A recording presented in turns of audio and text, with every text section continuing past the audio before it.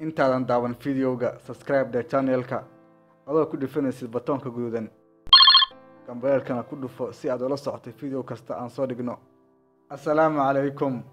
Ma ku aragtay calaamadahan fallaarta saddex geesoodka ama triangle-ka ah ee is-ceyrsanaya dabada hoose ee caagadaha ama wax kasta oo caag lagu keeno ama ku jira? Mise og tahay sababta loogu soo dulqoray? Dabcan micno darro kama ahayn kambanigii ku soo dulqoray, balse beddelkeed waxaa loogu soo qoray adiga oo isticmaalaha ah in lagu siiyo digniin ku saabsan wax uu ka samaysan yahay caagga aad isticmaalayso. Wax yar joogso, isku day inaad fiiriso gadaasha caag ku ag yaal. Tusaale, kaad biyaha ku cabtay. Ma ku aragtay mid ka mid ah calaamadahan iyo xarfaha ku hoos yaal?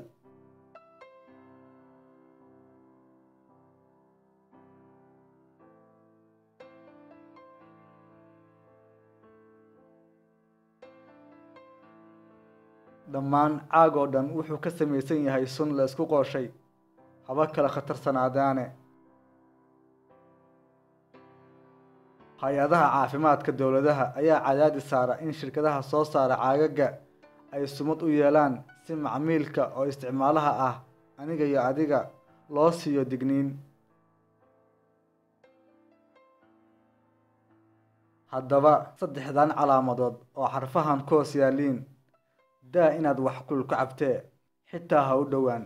Waxaa ku jirta walaxda carcinogenic oo nuucyo badan oo kansar ah sababta. Waxaa u badan koobabka caagga ah ee one-time use-ka ah oo shaaha looga cabo kafeedhiyada iyo Starbucks-ka. Balse haddii caaggu uu gadaal ku lahayn wax sumad ah, ka fogow, waa suuqa madow. Hay-adaha caafimaadkana ooma diiwaan gashna. Aad ayaad u mahadsan tahay. Sii gudbi fadlan si dad badan u gaarto.